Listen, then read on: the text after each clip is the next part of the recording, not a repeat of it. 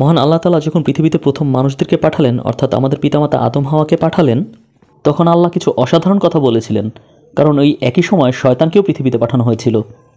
তিনি বলেছিলেন, তোমাদের যাদেরকে প্রেরণ করা হয়েছে তোমরা একে অপরের শত্রু হবে। এর অর্থ হলো শয়তান মানুষের শত্রু হবে, আর শয়তান এটা নিশ্চিত করবে যেন পুরুষ নারীদের শত্রু হয় আর নারীরা পুরুষদের শত্রুতে পরিণত হয়, আবার পুরুষ পুরুষের এবং নারী নারীর শত্রু হয়। অর্থাৎ সে সর্বাত্মকভাবে বিদ্বেষ সৃষ্টির চেষ্টা করবে। শয়তান তোমাদের মধ্যে দুশ্চিন্তার সৃষ্টি করবে, তোমাদের মধ্যে ঝামেলা তৈরি করবে। আর মানব সৃষ্টির একদম প্রথম থেকেই মানুষরা কিন্তু তাদের জীবনের বিভিন্ন পর্যায়ে বিভিন্ন ধরনের সমস্যার মধ্যে রয়েছে। তারা সামাজিকভাবে, রাষ্ট্রীয়ভাবে অথবা ইন্টারন্যাশনালি বিভিন্ন দ্বন্দ্বে অথবা ঝামেলায় জড়িয়ে পড়ে। মানুষরা প্রতিদিনই বিভিন্ন দ্বন্দ্ব বিবাদে জড়িয়ে পড়ছে। কিছু দ্বন্দ্ব অর্থনৈতিক, যেমন চাকরিদাতার সাথে কর্মচারীদের দ্বন্দ্ব। বস বলছে তোমার বেশি কাজ করা উচিত এবং আরও কম বেতন নেওয়া উচিত, আর কর্মচারী বলছে না, আমার কম কাজ করা উচিত আর বেশি বেতন নেওয়া উচিত। বস বলছে ছুটির সময় আরও কমানো দরকার, আর কর্মচারী বলছে না, বেশি ছুটির দরকার। গভর্নমেন্ট বলছে আরও বেশি ট্যাক্স দরকার। আবার জনগণ সরকারকে বলছে না, আমরা আরও কম ট্যাক্স দিতে চাই। সরকার বলছে বেশি ট্যাক্স কম সেবা, আবার জনগণ বলছে বেশি সেবা কম ট্যাক্স। সরকার আর জনগণের মধ্যে একটা ঝামেলা চলে, বিবাদ চলে বস কর্মচারীর মধ্যে, পুরুষ নারীর মধ্যে। এটার উপস্থিতি আছে বিয়ের ক্ষেত্রে, সামাজিক ক্ষেত্রে, সব জায়গায় পুরুষ নারীর অধিকারের বিষয়ে। আর জানেন, এই বিবাদের ক্ষেত্রে উভয় পক্ষই ভাবে যে তারাই সঠিক। ধরুন একটা পরিবারের মধ্যে দুজন নারী পুরুষের মধ্যে ঝামেলা হলো, আর তারা পারিবারিকভাবে বিচ্ছেদের জন্য একটি কোর্টে গেল। তো ওই কোর্টের জজ পুরুষ অথবা নারী হলে বিচারের প্রভাবে কিন্তু পার্থক্য থাকবে, কারণ নিজে যা সে তাই, এটাকে দমিয়ে রাখা যায় না। আর ওই নারী বিচারক যদি কিছুদিন আগে একটা ডিভোর্সের মধ্যে দিয়ে যান তার স্বামীর সাথে, আর সে যদি দেখে একজন পুরুষ ডিভোর্স দিচ্ছে, তাহলে ওই পুরুষকে কিন্তু তিনি আর পুরুষ দেখবেন না, তিনি তার মধ্যে তার স্বামীকে দেখবেন এবং তার রাগের বহিঃপ্রকাশ ঘটবে। আর তিনি এমনটা করলে তিনি বুঝতেও পারবেন না, কারণ মানুষটা প্রকৃতিগতভাবেই নিজেকে পক্ষপাত করা থেকে আটকাতে পারে না। আর ব্যাপারটা পুরুষদের ক্ষেত্রেও সত্য। সে হয়তো একজন মহিলার বিরুদ্ধে একচক্ষু আচরণ করবে আর সে বুঝতেও পারবে না, কিন্তু ব্যাপারটা হলো মহান আল্লাহ তাআলা আমাদেরকে পথ নির্দেশ দিয়েছেন, আর তিনি আমাদেরকে নির্দেশনা দিয়েছেন কারণ তিনি পুরুষ এবং নারী উভয়কে সমানভাবে ভালোবাসেন। তার কাছে চাকরিদাতা এবং কর্মচারী উভয়ই সমান। একমাত্র তিনি এমন এক পক্ষ যিনি নিরপেক্ষ, একমাত্র তিনি এটা হতে পারেন। পুরুষ নারী এরা কেউই নিরপেক্ষ হতে পারে না। না পিতামাতা নিরপেক্ষ হতে পারে, না সন্তান। পিতামাতা বলবে সন্তান তার অধিকার ক্ষুণ্ণ করেছে, আর সন্তান বলবে পিতামাতা এটা করেছে। প্রত্যেক মানুষই তার ব্যক্তিগত দৃষ্টিকোণ থেকে ব্যাপারগুলোকে দেখে। আর মজার ব্যাপার হলো, আমরা এতই লোভী যে আমরা যেটা আমাদের শুধুমাত্র প্রয়োজন শুধু সেটাই চাই, শুধু নিজেদেরটাই আমরা চিন্তা করি। আর এই ব্যাপারে আমরা এতই অবসেসিভ যে ধর্মীয় ক্ষেত্রে আমরা শুধুমাত্র সেইটাই খুঁজে বেড়াই আর সেইটাই পড়ি যেটা আমাদের জন্য লাভজনক। তাই মা বাবারা সমস্ত কোরআন ঘেটে ওই সব আয়াতকে বের করবে যেটা পিতামাতার অধিকারের কথা বলেছে, এবং তারা বলবে এই দেখো আল্লাহ বলেছেন তোমাদের পিতামাতার সাথে সবচেয়ে ভালো আচরণ করো। সবাই নিজেদের অধিকার সম্পর্কে কথা বলতে চায়, কিন্তু কেউই নিজেদের দায়িত্ব কর্তব্য সম্পর্কে কথা বলতে চায় না। আর অন্যদিকে স্বামীরা আবার স্ত্রীদেরকে কোরআনের আয়াত এবং হাদিস শোনাবে। স্ত্রী বলবে তুমি কি নিজেকে সাহাবী মনে করছো নাকি? সেও কোরআনের আয়াত আর হাদিস খুঁজে বের করবে আর তার স্বামীকে বলবে। প্রত্যেকেই নিজের ধর্মের একটি অংশকে নিয়ে সেটিকে অস্ত্র হিসেবে অন্যের বিরুদ্ধে ব্যবহার করতে চায়। তারা দায়িত্বশীল হওয়ার পরিবর্তে এটাই করে। আমরা যখন বলি আল্লাহর কথার অবস্থান সবার উপরে, একটা সুপ্রিম প্লেসে, তাই আমার প্রয়োজন, আমার চাহিদা, আমার ইচ্ছা, এই সব কিছুই একটা পাশে সরিয়ে রাখতে হবে এবং আল্লাহর কথাকে সব কিছুর উপরে রাখতে হবে। এটা যদি আমরা করতে না পারি তাহলে আমরা আল্লাহর কথার অবস্থানকে বুঝতে পারিনি, কারণ আমার এই একপেশে ভাব, আমার এই ফিলিংসকে আমি আল্লাহর কথার চেয়ে উঁচু করে দেখছি। আজকের আলোচনার বিষয়টা বেশ জটিল, আর আমি যখন খুতবা শেষ করব তখন হয়তো আপনারা অনেকেই আপসেট হয়ে পড়বেন, আর এটা খুবই স্বাভাবিক। আমি এটা বলছি না যে আমি যে ভ্যালুটা আপনাদের সাথে শেয়ার করতে চাচ্ছি, আমি যেটা বলতে চাচ্ছি আমি তার একজন উদাহরণ, আমি সেটা বলতে চাচ্ছি না। আমরা সবাই আল্লাহর কথাকে অনুসরণের জন্য চেষ্টা করে যাচ্ছি। তাই আমি আগেই বলে নিলাম, আপনারা কেউ যেন আমাকে এ ব্যাপারে কোনো মানদণ্ড হিসেবে বিবেচনা না করেন। আল্লাহর কথাগুলো এক একটা আয়নার মতো, আর আমাদের সবার এই আয়নার সামনে দাঁড়িয়ে নিজেদেরকে দেখতে হবে যে আমাদের অবস্থানটা আসলে কোথায়। মাঝে মাঝে আয়না তাকানো খুবই কঠিন ব্যাপার, কারণ এখানে আপনি হয়তো এমন কিছু দেখবেন যেটাকে আপনি দেখতে চাচ্ছেন না। তাই আমি আশা করি এই খুতবার ভালো যে জিনিসটুকু সেটুকুই আপনারা শিখবেন, আর এর মাধ্যমে আপনারা নিজের দিকে তাকাবেন, অন্যকে এ দিয়ে বিবেচনা করবেন না। মাঝে মাঝে যখন আমি খুতবা দিই তখন অনেকে বলে আমার বউ যদি এখানে থাকতো এটা শুনতো, বা আমার স্বামী যদি এটা শুনতো। না না না, এমন নয়। আগে নিজের শোনার ব্যাপারে ভাবুন। অন্যের ব্যাপারে পরে চিন্তা করবেন, কারণ আমাদের মাথার মধ্যে সবসময় এটা থাকে যে অন্যের ভালো হওয়া প্রয়োজন, আর আমরা ইতিমধ্যে ভালোই আছি। আমরা নিজেদেরকে বলি হ্যাঁ হ্যাঁ হ্যাঁ হ্যাঁ এগুলো আমি জানি, আমার এটা ঠিক আছে, এ ব্যাপারে আমি ঠিক আছি, অন্যের এটা শোনা দরকার, তাদের দরকার এটা। নিজের ব্যাপারে এমন ধারণা আর এমন বিভ্রম যে এই ব্যাপারটা আমার জন্য প্রযোজ্য নয়, এই জিনিসটাই আসলে ভয়ঙ্কর। لا تزكوا أنفسكم। আল্লাহ বলেছেন নিজেকে পিওর ভেবো না, এমন ভাব করবেন না যে উপদেশগুলো আপনার দরকার নেই, আপনি ইতিমধ্যেই ভালো আছেন, নিজের প্রতি এমনটা করবেন না। هو أعلم بمن اتقى। আল্লাহই ভালো জানেন কে আল্লাহর ব্যাপারে বেশি সচেতন। আপনি এমনটা পারেন না, আর আমিও পারি না, আমি নিজেকেও নিজে ভালোর সার্টিফিকেট দিতে পারি না, এমনটা শুধু আল্লাহই পারেন। কোরআনের এই আয়াতটি খুবই বিখ্যাত একটি আয়াত, আর এই আয়াতের শেষ নিয়ে একটি কন্ট্রোভার্সি রয়েছে কোরআনের ছাত্রদের মধ্যে এবং সামাজিক ক্ষেত্রেও, কারণ অনেকেই ধারণা করে পুরুষরা হয়তো নারীদেরকে আঘাত করতে পারবে। এটাই এই আয়াতের শেষ অংশ, আর আমি শেষ অংশটি নিয়ে অনেক জায়গাতেই আলোচনা করেছি, কিন্তু আজকের শেষ অংশ নয়, আজকের খুতবায় আমরা আলোচনা করব এই আয়াতের প্রথম অংশ নিয়ে। এই আয়াতটা আল্লাহ এটা বলে শুরু করেছেন যে الرجال قوامون على النساء।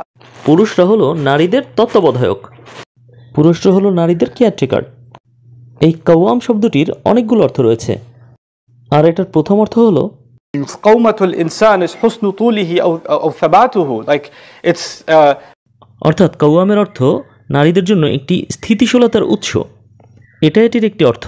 অর্থাৎ পুরুষরা নারীদেরকে স্থিতিশীলতা প্রদান করে, অর্থাৎ পুরুষরা তাদের রক্ষার মাধ্যম। আর এটা শুধুমাত্র শারীরিক আর অর্থনৈতিক নয়, বরং মানসিকভাবে রক্ষাকেও বোঝায়, অর্থাৎ নারীদের জন্য নিরাপত্তার স্থান। এরপরে قام يفعل كذا। যখন কেউ কিছু করার প্রতিজ্ঞা করে নেয় তখন কামাকে ভার্ব হিসেবে ব্যবহার করা হয়, অর্থাৎ তারা যখন চিন্তা করে নেয় যে তারা কিছু করবে, যেন পুরুষরা নারীদের কেয়ার করার ক্ষেত্রে প্রতিজ্ঞাবদ্ধ।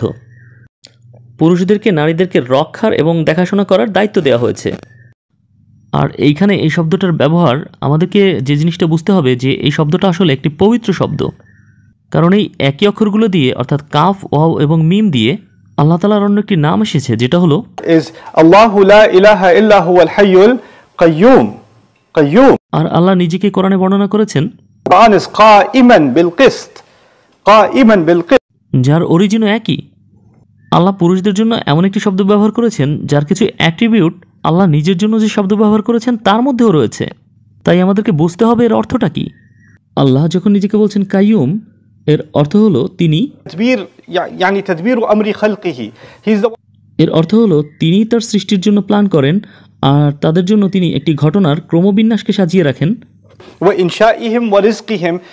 তিনি তাদের রিজিককেও এনশিওর করেন, আর এটাও এনশিওর করেন যেন তারা গ্রো করে। এর অর্থ হলো একজন পুরুষ যখন কাওয়াম হয় সে সর্বোচ্চ চেষ্টা করে তার দায়িত্বে থাকা নারীদের জন্য একটি সবচেয়ে ভালো এবং সর্বোত্তম প্ল্যান করতে। কোরআনের অন্য জায়গায় আল্লাহ বিবাহিত পুরুষদেরকে মুহসিনিন বলেছেন, সদ দিয়ে, সিন দিয়ে নয়, সদ দিয়ে মুহসিনিন। এটা আসলে একই সূরায় রয়েছে।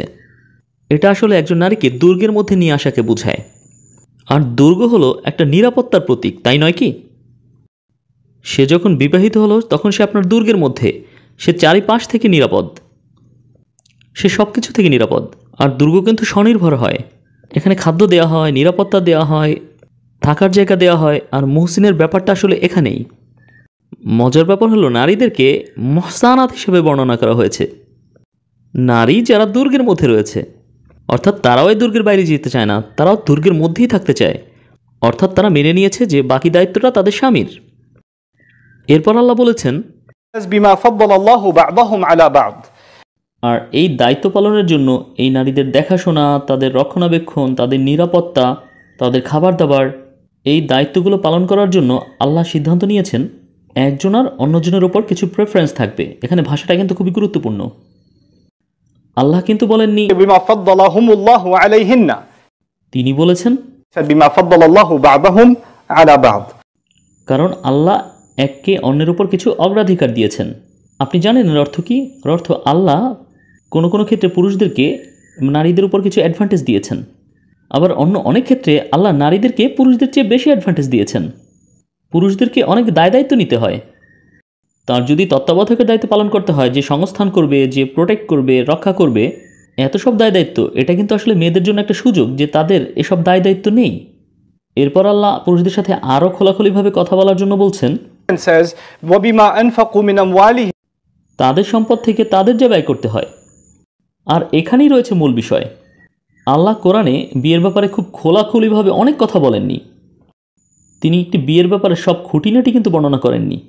তিনি বেশ অল্প কয়েকটা জায়গায় কিছু কথা বলেছেন। এই ব্যাপারটা এমন যে একটা বিল্ডিংয়ের সম্পূর্ণ বর্ণনাটা না দিয়ে তিনি এই বিল্ডিংয়ের বেশ কিছু ভিত্তির ব্যাপারে কথা বলেছেন, যেগুলো না থাকলে সম্পূর্ণ বিল্ডিংটাই ধসে পড়বে। আর এই ভিত্তিগুলোর একটা ভিত্তি হলো টাকা পয়সার যে দায়িত্বটা, সেটা হলো পুরুষদের দায়িত্ব। তাকেই বাইরে যেতে হবে, তাকেই গিয়ে কাজ খুঁজতে হবে, আর তাকেই রোজগার করতে হবে। এর কারণ হলো আল্লাহ তাকে এই দায়িত্ব দিয়েই সৃষ্টি করেছেন। প্রথমে ব্যবহৃত কাওয়াম শব্দটির ব্যাখ্যাটা কিন্তু এখানে পাওয়া যাচ্ছে, অর্থাৎ পুরুষদেরকেই বাজার সদাই আনতে হবে, তাদেরকে গাড়ি ভাড়া দিতে হবে, তাদেরকে ইলেকট্রিসিটি বিল দিতে হবে, বাচ্চাদের স্কুলের জামা কাপড়, বাড়ি ভাড়া, সব কিছু আপনাকে দিতে হবে। আর এটা শুরু হয় অনেক আগে থেকে। যখন আপনি বিয়ে করেন তখন আপনাকে মোহরের দায়িত্ব নিতে হয়। আর অনেক বাবারাই ইদানিং তাদের মেয়ের বিয়ের ক্ষেত্রে এই মোহরের সংখ্যাটা অনেক বড় করতে চান। 2 লাখ, 5 লাখ, 10 লাখ, 1 কোটি, তারা অনেক বড় বড় সংখ্যা দিতে চায়। তারা বলে না না না না, তোমাকে এটা এখন দিতে হবে না, কিন্তু এটাকে আসলে বেশি দেখাতে হবে। আর এরপর তারা 20 বছর ধরে সংসার করছে কিন্তু এখনও মোহর আদায় করেনি। এটা রেডিকুলাস। একটা বিয়ে বৈধ হওয়ার শর্তই এটা। এটাকে এড়ানোর কোনো সুযোগ নেই, এটাকে পাশ কাটিয়ে যাওয়ার কোনো উপায় নেই। স্বামী কিন্তু তার স্ত্রীকে এটাও বলতে পারবে না যে এই তুমি কি কিছু আমাকে ডিসকাউন্ট দিতে পারো, কিছু টাকা কম নাও না, আমি কি তোমায় অন্য দেশের টাকায় পরিশোধ করতে পারি যে দেশের টাকার ভ্যালু কম। টাকার সংখ্যা একই থাকবে, আমি তোমাকে জিম্বাবুয়ের টাকায় পে করব। দেখো আমি কি কঠিন পরিস্থিতির মধ্যে দিয়ে যাচ্ছি, আরে ভাই কিছু ছাড় দাও না।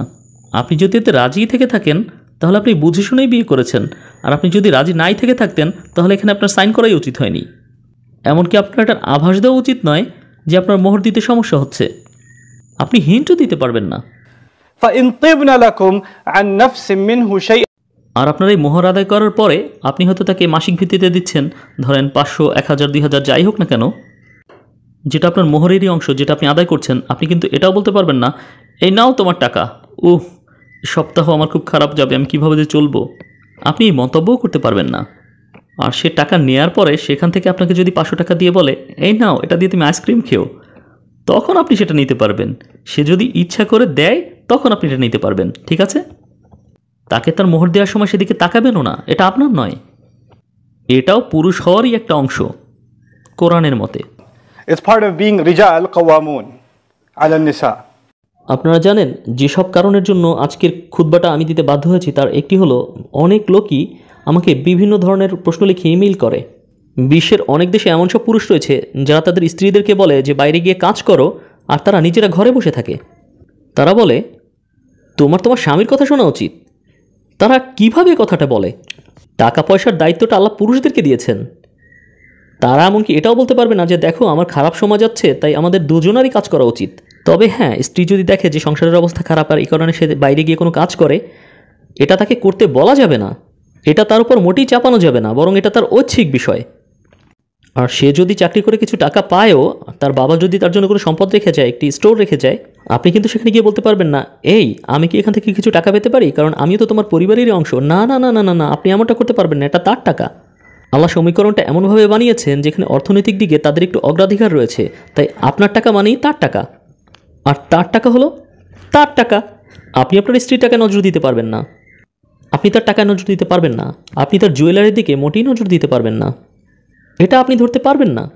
এবং আপনি যদি তাকে কোনো কিছু দেন, ধরেন আমাদের বিয়ের 10 বছর পূর্তিতে আমি তোমাকে একটি গাড়ি দিলাম, আর এরপর আপনি বলতে পারবেন না এই গাড়ির চাবিটা দাও আমি গেলাম। না না না না না, আপনি এমনটা করতে পারবেন না। আপনার আগে তার অনুমতি নিতে হবে। আপনি এটা দেওয়ার জন্য তাকে কোনোভাবেই প্রেশার দিতে পারবেন না, এমনকি না বলা প্রেশারও না, কারণ হলো আপনি এটাকে দিয়ে দিয়েছেন। It's done. وَآتُوا النِّسَاءَ صَدُقَاتِهِنَّ نِحْلَةً. তাদের উপহার তাদেরকে খুশি চিত্তে দিয়ে দাও, হ্যাপিলি, ফ্রিলি।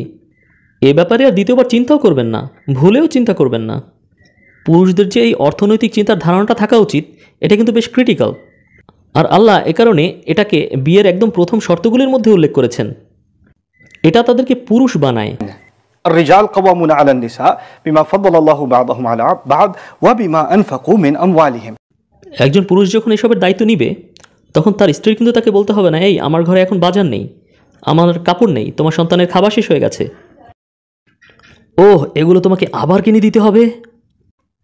জানেন, এমন অনেক পুরুষ আছে তারা যেটা করে সেটা হলো তারা অর্থনৈতিক দায়িত্ব গ্রহণ করে তাদের ভাইয়ের জন্য, তারা অর্থ সাহায্য করে তাদের বোনকে অথবা তাদের পিতামাতাকে, যদিও তাদের মা বাবা ভাই বোন ইতিমধ্যেই সামর্থ্যবান এবং সচ্ছল, আর তারা তাদের স্ত্রী সন্তানকে দিতে চায় না।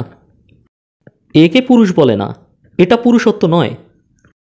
কিছু মানুষ রয়েছে ফাইন্যান্সিয়াল অ্যাবিউজ সিচুয়েশনের মধ্যে। আমি এমন পরিস্থিতিও দেখেছি যেখানে একজন পুরুষ যার পরিবার রয়েছে অথচ তার ব্যাংক অ্যাকাউন্ট হলো জয়েন্ট অ্যাকাউন্ট যা তার মায়ের সাথে, আর তার স্ত্রীর কোনো অধিকারই নেই সেখানে। এটা কোন ইসলাম? এমনটা আপনি কোথা থেকে পেয়েছেন? আর পুত্রবধূকে বারবার তার বাবা মা বলছে, এই এটা আমাদের ছেলে, যেন ওই স্ত্রী তাদের ছেলেকে ভাড়া নিয়েছে। বুঝাতে পেরেছি? আপনি যদি এমন আচরণ করতে চান তাহলে আপনার বিয়ের ধারে কাছেও যাওয়া উচিত নয়। আপনি যদি অর্থনৈতিক ক্ষেত্রে আপনার স্ত্রীর সাথে এরকম আচরণ করতে চান তাহলে আপনার বিয়ের বন্ধনে আবদ্ধ হওয়ার কোনোই প্রয়োজন নেই। এটা বিয়ের একদম প্রধান মূলনীতির একটি। আপনারা জানেন এমনও লোক আছে যারা হয়তো মোহর দেয় অথবা অনেক উপহার দেয় বিয়েতে। এর কিছুদিন পর ছেলের পরিবার বলে, ওই গিফটগুলোকে ফেরত দাও, আমাদের মেয়ের বিয়ে দেবো, সেখানে ওগুলো লাগবে।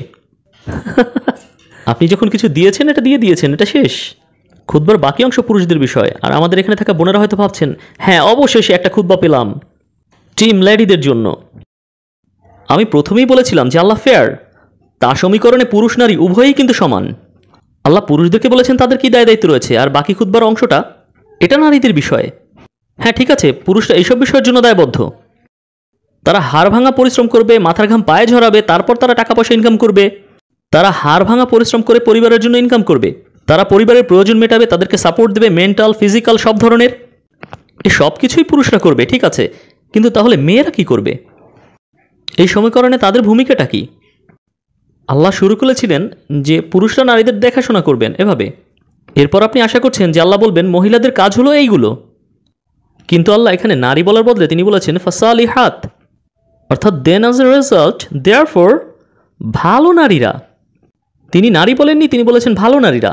অর্থাৎ তিনি যেন চাইছেন যে মেয়েদের ক্ষেত্রে তিনি যেটা আশা করেন সেটা হলো তারা ভালো হয়ে থাকবে, তারা ভালো হবে।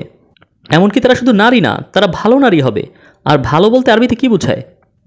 সলেহ শব্দটা সুলহ থেকে এসেছে, যার অর্থ ঝগড়া বিবাদের ঠিক বিপরীত, দুর্নীতির বিপরীত। অর্থাৎ দুই পক্ষের মধ্যে যদি ঝামেলা থাকে আর আপনি যদি সেটা মেটাতে চান তাহলে আপনি সুলহ করবেন। অর্থাৎ নারীরা হবে এমন যাদের মাধ্যমে ঘরের সকল সমস্যা এবং ঝামেলার অবসান হয়ে যাবে। তারা হবে ঘরের শান্তির উৎস এবং সমন্বয়কারী। তারাই হবে সেই কারণ যার জন্য রাগ কমে যাবে, তাদের জন্য উঁচু গলা নিচু হয়ে যাবে। তারা হলো প্রশান্তির উৎস। They are the voice of reason. There is a source of reform. কারো সাথে যদি কোনো ঝামেলা থাকে অথবা টেনশন থাকে তাহলে স্বামী প্রথম যে জায়গায় গেলে তার মনে শান্তি আসবে, যার কাছে গেলে মনে হয় সমাধান হয়ে যাবে, সেটা হচ্ছে তার স্ত্রী। আপনাদের অনেকে হয়তো বলছেন, সিরিয়াসলি আপনি এটা বলছেন? যার কাছ থেকে সকল সমস্যা আর ঝামেলার উৎপত্তি হয় আপনি বলছেন তার কাছেই এগুলোর অবসান হওয়া উচিত? আমার ঘরে একমাত্র যার কারণে চিল্লাচিল্লি হয় সে হলো আমার স্ত্রী, আর আমার ঘরে সে ছাড়া আর কেউ রাগও করে না। তাই এখানে পুরুষরা নিজেদের দায়িত্ব ঠিকভাবে পালন করছে না, আর নারীরাও নিজেদের দায়িত্ব পালন করছে না, আর উভয়ই একে অন্যের জন্য কনফ্লিক্ট আর টেনশনের কারণ হয়ে দাঁড়াচ্ছে। আল্লাহ এটা বলে শুরু করছেন যে তারা সংশোধনের সোর্স, তারা স্নিগ্ধ, তারা শান্ত, তারা নিজেরাই হলো সুখ, তারা সমস্ত টেনশনকে দূর করে দেয়, এটাই তাদের প্রথম গুণ। এরপর তিনি বলেছেন কানিতাতুন, যারা মান্য করতে পছন্দ করে। অনেকে বলেছেন এটা আল্লাহকে মান্য করতে পছন্দ করাকে বোঝানো হয়েছে, আর এটাও ঠিক, তারা আল্লাহকে মান্য করতে পছন্দ করে। তারা এটা ট্রান্সলেট করেছে সাবসার্ভিয়েন্টের মতো। Like al-qunut lillah, that qunut belongs to আল্লাহ বলেছেন কুমুলিল্লাহি কালিতিন, অর্থাৎ তার রয়েছে আল্লাহর জন্যই আল্লাহর কথা মান্য করার তুমুল আগ্রহ। তাহলে এটার অর্থ কি? এটার অর্থ হলো তার আগে বুঝতে হবে এই শব্দটা এখানে কেন এসছে। এর প্রথম অংশটা ছিল যে পুরুষরা এই জিনিসগুলো করবে নারীদের জন্য, তাহলে দ্বিতীয় অংশটা স্বাভাবিকভাবেই হওয়া উচিত ছিল যে নারীরা পুরুষদের জন্য করবে এটা। কিন্তু হঠাৎ করে আল্লাহ কেন মাঝখান থেকে বললেন নারীরা এটা করবে আল্লাহর জন্য? এটা এখানে কারণ মহিলাদের মনে রাখতে হবে যে ঘরের প্রশান্তির উৎস কিন্তু তারাই। তারা যখন ঘরের হাউসহোল্ডে তাদের শান্তি এবং সাকিনা দিচ্ছে তখন তাদেরকে বুঝতে হবে এই ঘরকে একমাত্র যে শান্তিপূর্ণ রাখতে পারে সে হলো সে নিজে, এবং সংসারে যে আগুন লাগাতে পারে সেটাও সে নিজে। তারা ইমোশনকে নিয়ন্ত্রণ করতে পারে। আপনার ঘরে যে এয়ার কন্ডিশন রয়েছে তার যেমন তাপমাত্রা আপনি নিয়ন্ত্রণ করতে পারেন, নারীরাও ঘরের ইমোশনকে নিয়ন্ত্রণ করতে পারে, এবং তাদের উচিত এটাকে শান্ত রাখা। কারণ ঘরের পরিস্থিতিকে শান্ত রাখাটাও আল্লাহকে মান্য করারই একটি অংশ। তারা যে প্রশান্তি হওয়ার উৎস, এই ব্যাপারটা আল্লাহকে মান্য করার আগ্রহ থেকেই আসে। তাদের দুজনারই সহযোগিতাপূর্ণ হতে হবে। ছেলেরা তাদের দেখাশোনা করবে আর তারা ঘরে শান্তি বজায় রাখবে। অনেক ক্ষেত্রেই কোনো একজন ইমোশনালি অ্যাবিউসিভ হয়। তাদের একজন হয়তো অন্যজনকে বলছে, আরে শান্ত হও, শান্ত হও, ঠান্ডা হও, কিছু মনে করো না। আর অন্যজন বলছে, না না, দূরে সরো, আমাকে একা থাকতে দাও, যাও, ইত্যাদি ইত্যাদি। এক্ষেত্রে একজনের মন কিন্তু খারাপ থাকে। হয়তো পুরুষ রেগে আছে, নারী তাকে ঠান্ডা করার চেষ্টা করছে, অথবা নারী রেগে আছে, পুরুষ তাকে ঠান্ডা করার চেষ্টা করছে। আর তারা মনে করে যে এটাই অন্যকে নিয়ন্ত্রণের একটা পথ। এখন চুপ করা যাবে না, তাহলে সে জিতে যাবে। লেবুকে আরও কচলে এখান থেকে তেতো বের করতে হবে। এই রাগকে ধরে রাখতে হবে। দেখি কোথার পানি কোথায় গড়ায়। কাউকে ছোট করে রাখার যে চিন্তাটা, এটাই আল্লাহ যা চান তার উল্টো। এজন্যই আল্লাহ বলেছেন কানি তাতুন। এরপর আল্লাহ মেয়েদেরকে আর একটা দায়িত্ব দিয়েছেন। women. He says, حافظات للغيب. তারা সেটাকে পাহারা দিয়ে রক্ষা করে যেটাকে দেখা যায় না। এটার অর্থ কি? এটার অর্থ হলো তাদের স্বামী যখন বাইরে থাকে তখন তারা এমন কিছু করবে না যেটা তার স্বামী পছন্দ করবে না। স্বামী পছন্দ করবে না এমন কোনো লোকের সাথেই তারা কথা বলবে না। তার এমন কোনো বন্ধু থাকবে না যার ব্যাপারে তার স্বামীর অনুমতি নেই। তার স্বামীর অগোচরে কোনো গোপন কথোপকথন হবে না। তার স্বামীর সাথে তার যে কথোপকথন সেটা সে তার মাকে বলে দেবে না, তার বোনকে বলবেন না, অথবা অন্য কাউকে বলবে না। তার এটাকে গার্ড দিতে হবে। স্বামী স্ত্রীর ব্যাপারগুলোতে প্রাইভেসি থাকবে। আর পরিস্থিতি যদি খুবই খারাপ হয়, এমন হয় যে সে আপনাকে আঘাত করছে, সে আপনাকে কষ্ট দিচ্ছে, এমন ক্ষেত্রে আপনাকে এমন একজন লোককে আনতে হবে যে সত্যিকার অর্থে আপনাদেরকে সাহায্য করতে পারে। এমন কেউ না যে কথা বলার জন্য কেউ আসলো, এমন কেউ যে সত্যিই সাহায্য করতে পারে। আর এ ব্যাপারেই সূরায় পরে কথা বলা হয়েছে। কিন্তু এমনটা যদি আপনার অভ্যাসে পরিণত হয় যে আমার কারোর সাথে কথা বলতে হবে, অথবা আপনি এমন সব কথা মানুষদেরকে বলছেন যেটা সে গোপন রাখতে বলেছিল, অথবা আপনি এমন কোনো কাজ করছেন, আপনি এমন কারোর সাথে কথা বলছেন, বন্ধুবান্ধব, অ্যাসোসিয়েটস, যেই হোক না কেন, অথবা আপনি এমন কোনো জায়গায় যাচ্ছেন যেটা আপনার স্বামী কখনোই চাইবে না, আর যেখানে দেখলে সে সত্যি সত্যি অনেক কষ্ট পাবে, আর এর পরেও আপনি এমনটা করছেন কারণ সে তো আর দেখছে না। এ ব্যাপারে আল্লাহ বলছেন, Allah says, حافظات للغيب. তাদের গার্ড দিতে হবে অদৃশ্য বিষয়ে। এর একটি অর্থ হলো যেটা তার স্বামীর অদেখা বা অদৃশ্য, আপনারা এটাকে রক্ষা করতে হবে। Guard that. بما حفظ. কারণ আল্লাহ বলছে যে এটাকে গার্ড দিতে হবে। এখন দেখতে পাচ্ছেন যে সমীকরণটা ভারসাম্যপূর্ণ হয়ে গেছে। একদিকে আল্লাহ পুরুষদেরকে বলছেন যে তোমার খরচ করতে হবে, কারণ এই দায়িত্বটা আল্লাহ তোমার উপরে দিয়েছেন। On you. بما فضل الله بعضهم على بعض وبما أنفقوا من أموالهم. আর অন্যদিকে The other side, حافظات للغيب بما حفظ الله. তোমাকে আনসিনের বিষয়গুলো গার্ড দিয়ে থাকতে হবে, কারণ আল্লাহ এটা সিদ্ধান্ত নিয়েছেন যে তোমাকে এগুলো রক্ষা করে চলতে হবে। তাই মেয়েদেরকে তাদের স্বামীর থেকে কোনো গোপন বিষয় রাখতে হয় না। এটা এমন না যে তারা ফোনে পাসওয়ার্ড দিয়ে রাখবে আর তার স্বামী বলবে তোমার ফোনটা একটু দেখতে পারি, আর সে বলবে না, কেন চাইছো, না দাঁড়াও আমি সব ডিলিট করে দিচ্ছি, এখন দেখো। এমনটা কেন করবেন? স্বামী স্ত্রীর মধ্যে কোনো গোপনীয় বিষয় বলে কিছু নেই। একজন স্ত্রীর ব্যক্তিগত জীবন বলতে যা বোঝায় তা সবই তার স্বামীর সাথে শেয়ার করা থাকবে। স্ত্রী স্বামীর পোশাক, স্বামী স্ত্রীর পোশাক, তাদের মধ্যে কোনো গোপনীয় বিষয় থাকতে পারে না। তারা একে অপরের বিষয়গুলো জানবে। রাসূলুল্লাহ সাল্লাল্লাহু আলাইহি ওয়াসাল্লাম তার স্ত্রীদের সাথে গোপন বিষয় শেয়ার করতেন। Wives. وإذ أسر النبي إلى بعض أزواجه حديثا. When he shared a secret with his spouse. আপনি আপনার জীবনে সবচেয়ে গোপনীয় এবং কঠিন সময় কিন্তু তার কাছেই যান। আপনারা যদি একে অন্যের পরিচ্ছদ হতে না পারেন, আপনি যখন কাপড় পরেন তখন তো আপনার আর কাপড়ের মধ্যে কিছু থাকে না, থাকে কি? আপনার গায়ের যে কাপড়, আপনার ভেতরের যে কাপড়, তার সাথে আর আপনার সাথে কিন্তু কোনো সিক্রেট নেই। স্বামী বা স্ত্রীর এটাই হলো বর্ণনা। তাই আপনি যখন এটা রক্ষা করতে সক্ষম হবেন না, যেটা শুধুমাত্র স্ত্রীর জন্য অথবা যেটা শুধুমাত্র স্বামীর জন্য, সেটা যদি অন্য কোথাও যায়, তাহলে মেয়েদের যা করার কথা এটা তার খেলাফ। আর এটাই হলো সেই জিনিসগুলো আসলে আল্লাহ খুব অল্প জিনিসই বলেছে, আর এর মাধ্যমেই আসলে এই দুই পাশের ভারসাম্য বজায় থাকে। Sides. الرجال قوامون على النساء بما فضل الله بعضهم على بعض وبما أنفقوا من أموالهم. আর অন্যদিকে On the other hand, فالصالحات قانتات حافظات للغيب بما حفظ. আমি জানি আমি এটাকে সোশ্যাল মিডিয়ায় দেবো, কিন্তু আপনি জানেন এরপর কী হবে? কিন্তু এই ব্যাপারে কী হবে, এটার কী হবে, এটার কী হবে, অমুক এটা করলে কী হবে, তমুক ওটা করলে কী হবে। প্রত্যেকেই অন্য দিক থেকে অ্যাবিউস হওয়া নিয়ে চিন্তিত। আর যদি অ্যাবিউস হয় তাহলে এটা রিয়েল, আমি অ্যাকনোলেজ করছি এটা রিয়েল। কিন্তু আমি যে জিনিসটা বোঝাতে যাচ্ছি যে আল্লাহ আসলে কেমন চায় যে বিষয়টা কেমন হোক। আমি কি চাই বা আপনি কি চাই সেটা না, আল্লাহ কি চায় যে আমাদের সম্পর্কটা কেমন হোক। সম্পর্কের একদম মূল ভিত্তিগুলোর একটা হলো স্বামী বা স্ত্রী যদি এখানে না থাকে তাহলে অন্য যে কোনো কিছুর চেয়ে সে অগ্রাধিকার পাবে। একটা বিয়ের মধ্যে অনেক সমস্যা থাকতে পারে, একটা সম্পর্কের মধ্যে অনেক সমস্যা থাকতে পারে, কিন্তু আমি যে কয়েকটি জিনিস উল্লেখ করলাম এগুলোতে যদি সমস্যা থাকে তাহলে এগুলো সবার আগে সমাধান করতে হবে। এটাই হলো মূল বিষয়। আর অন্য সব কিছু ঠিক করার আগে এটাকে ঠিক করতে হবে। এবং এটার যদি সমাধান না হয়, এটাকে যদি ঠিক করা না যায়, তাহলে আল্লাহ কি বলেছেন? Allah say فإن خفتم شقاق بينهما فابعثوا حكما من أهله وحكما من أهله. আপনার যদি মনে হয় এটা সত্যি একটা বড় সমস্যা, তাদের মধ্যে একটা বড় দূরত্ব তৈরি হয়েছে আর তারা বুঝতে পারছে না এটা কীভাবে ঠিক করবে, এই মৌলিক বিষয়গুলো সেখানে অনুপস্থিত, তাহলে আপনাকে একজন বিচক্ষণ লোক আনতে হবে যে জ্ঞানী এবং সহনশীল, যে ওই মেয়ের পরিবারের থেকে একজন আসবে এবং ছেলের পরিবার থেকে এমন একজন আসবে, আর তারা চেষ্টা করবে বিষয়টাকে সমাধান করার। এ বিষয়ে অন্য কেউ নাক গলাবেন না। এটা রাতে খাবার সময়ের গল্প না, এটা ঈদ উদযাপনের সময় গল্পগুজবের ব্যাপারও নয়, এটা তাদের দুজনের মধ্যকার বিষয়। এমন একজন লোক থাকতে হবে যে সত্যিই কেয়ার করে এবং যিনি দায়িত্বশীল আর যিনি আবেগতাড়িত হয়ে সিদ্ধান্ত নেন না। এরকম তার ফ্যামিলি থেকে একজন আসবে, তার ফ্যামিলি থেকে একজন আসবে, তারা চেষ্টা করবে এই ব্যাপারটাকে সমাধান করতে। যদি সমাধান হয় তো ভালো, আর যদি সমাধান না হয় সেটাও ভালো। এভাবে এই সমস্যাগুলো সমাধান করা উচিত। একে অন্যের প্রতি যেন ঘৃণা তৈরি না হয়।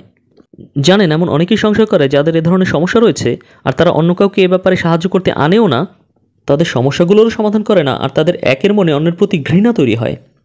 আর একে অন্যের প্রতি যখন ঘৃণা তৈরি হয়, তখন বাচ্চারা এটা দেখে আর তারা শেখে যে এটাই স্বাভাবিক, মার বাবার এভাবে কথা বলাটাই স্বাভাবিক। এই বাচ্চারা যখন বড় হবে আর তারা যখন বিয়ে করবে, তারা তাদের স্বামী স্ত্রীর সাথে এভাবেই কথা বলবে। তারা এমনটাই শিখেছে, তাদের বাসা থেকে এমন শিক্ষাই দেওয়া হয়েছে। তাই আপনার বাসায় যদি শান্তি না থাকে, আপনি এই ঝামেলাটা আপনার পরবর্তী প্রজন্মের মধ্যে ছড়িয়ে দিচ্ছেন। তারা এটা অবচেতন মনে শেখে। জানেন, বাচ্চারা এভাবে দেখে দেখে যেগুলো শেখে, তারা কিন্তু কখনোই এগুলো ভোলে না। তাদেরকে যা ক্লাসে শেখানো হয় তা তারা ভুলে যায়। আপনি যখন ছোট ছিলেন, আপনাকে ক্লাসে যা শেখানো হয়েছে আপনি কিন্তু তা ভুলে গেছেন, কিন্তু আপনার বাবা মা যা করতো সেটা কিন্তু আপনার ঠিকই মনে আছে। আপনি যদিও বড় হয়ে গেছেন, তবুও আপনার সবই মনে আছে। এই জিনিসগুলো মানুষের ব্যক্তিত্বের উপর একটা ছাপ রেখে যায়। তাই এই ব্যাপারটা শুধুমাত্র স্বামী আর স্ত্রীর নয়, আপনি যে পরবর্তী প্রজন্ম রেখে যাচ্ছেন এটা তাদেরও ব্যাপার। প্রশান্তিটা এর পরে আসবে। আমি সত্যিই চাই আপনারা যারা বিয়ে করেছেন, আপনারা যেন আপনাদের স্বামী বা স্ত্রীর দিকে তাকিয়ে বুঝতে পারেন যে আল্লাহ আপনাদের যে দায়িত্ব কর্তব্যগুলো দিয়েছিল, আপনারা সেগুলো সঠিকভাবে পালন করছেন কিনা। আর আমি সত্যি এটাও চাই, আপনি যদি আপনার বিবাহিত জীবনে একটা ডিফিকাল্ট সিচুয়েশনে থাকেন, তাহলে আপনি আপনার পরিবারের মধ্যে থেকে এমন একজনকে খুঁজে বের করুন যে আপনার সপক্ষে আপনার কথাগুলো উপস্থাপন করতে পারে।